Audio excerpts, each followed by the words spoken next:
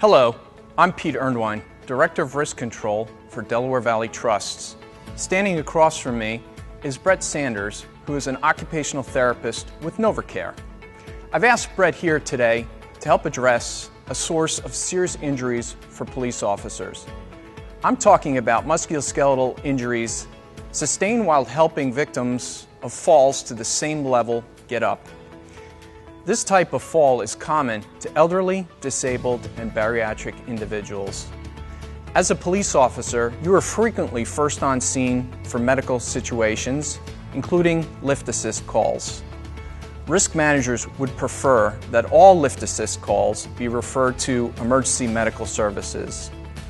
That's because EMS is the most qualified of first responders to assess, treat, and assist fall victims. If your department expects and authorizes you to respond to lift assist calls, you need to be aware of how best to handle such situations in order to avoid an overexertion injury and causing additional harm to the fall victim. The latter could result in liability for your department and aggravation for you. At this point, I'll hand the discussion over to Brett. Thanks, Pete. While you're here, do you mind stepping in as my victim? Sure thing. Let's start at the point where you, as the police officer, arrive on scene and gain access to the victim's location. Since you never know what you're going to find in the encounter, consider bringing your medical response bag, especially impermeable gloves, and probably a mouth barrier in case you need to perform CPR or rescue breathing. Upon arrival, always ensure your own well-being. Confirm that you are in a safe, stable environment. Ensure that the situation is not a ruse for potential ambush. It's also good practice to secure any dogs which may act aggressively in response to your actions. After confirming the absence of safety and security threats, take a moment to observe the victim. Are they breathing? Do they appear to have a heartbeat? Are they conscious? Are they bleeding? Are their limbs in an unusual alignment, suggesting a fracture or dislocation? If this basic assessment suggests the possibility of a serious injury, lifting the victim is not your first priority. Ensure that EMS is inbound and begin to apply medical first aid and comfort and support according to your training and department policy until EMS arrives. Let's assume that the fall victim is conscious and does not appear to have any immediate medical concerns. Initiate a conversation and try to get information as to exactly what had happened. Ask probing questions such as, what is your name? What day is it? Do you know where you are? How long have you been laying here? Do you have any pain? What were you doing right before you fell? Are you able to move your arms and legs? Again, if this assessment suggests the possibility of hidden injury, do not lift the fall victim. Advise them to lay still, provide first aid and comfort care per your training, and wait for EMS to arrive. Let's assume the initial assessment does not suggest a hidden injury. The first technique I would like to demonstrate is the chair-assisted lift technique. This is a favored technique because it requires low exertion on your part. It also teaches the victim a technique they can use to help themselves up when no one else is around.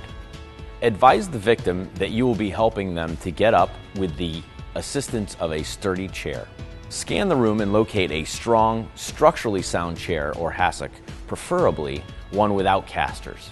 Position the chair near the head of the victim, but far enough away so that they will not knock their head. For this demonstration, let's assume that the fall victim is on their back. Ask them if it's okay to touch them in order to help them up. Stand at the side of the victim. Assist them to roll over onto their stomach by placing the arm closest to you on their chest and by placing their bent leg onto their straight leg. Next, place your hands beneath their torso and apply modest force to coax the victim to roll away from you onto their stomach. This is known as the prone position.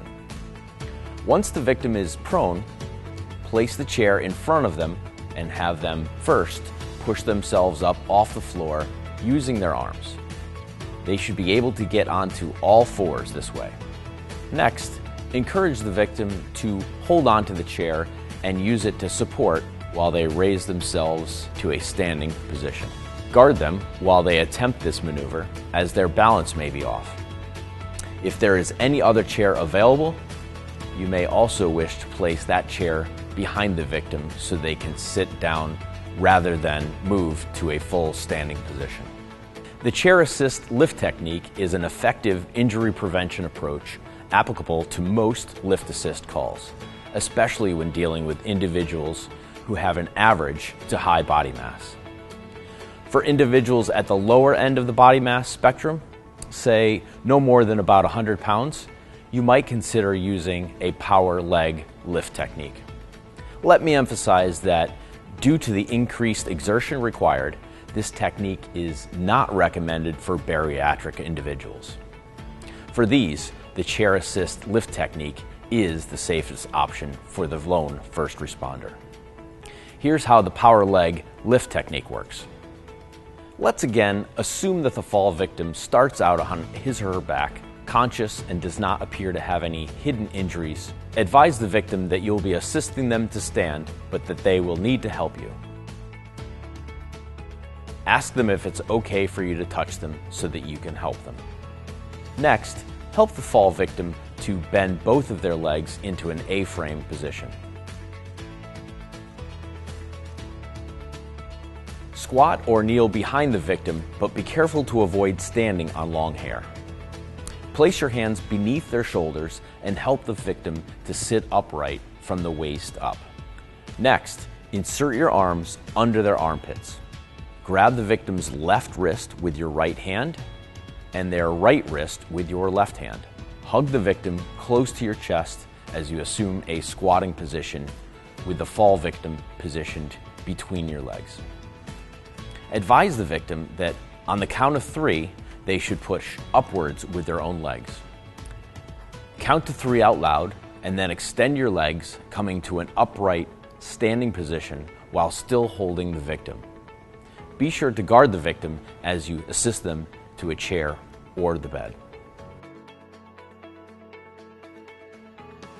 Thanks for getting me up off the floor, Brett, and for helping us with this training video. You gave us some practical techniques. My pleasure, Pete. Unless your department refers all lift assist calls to EMS, which would be a preferred course of action, it's likely that you may be required to assist the victim of fall at some point in your career. By employing the chair lift assist and power leg lift techniques just demonstrated, you should be able to fulfill your public safety mission while avoiding a potentially career-ending injury. This is Pete Ernwine and Brett Sanders reminding you that injury prevention is a life skill that starts with you.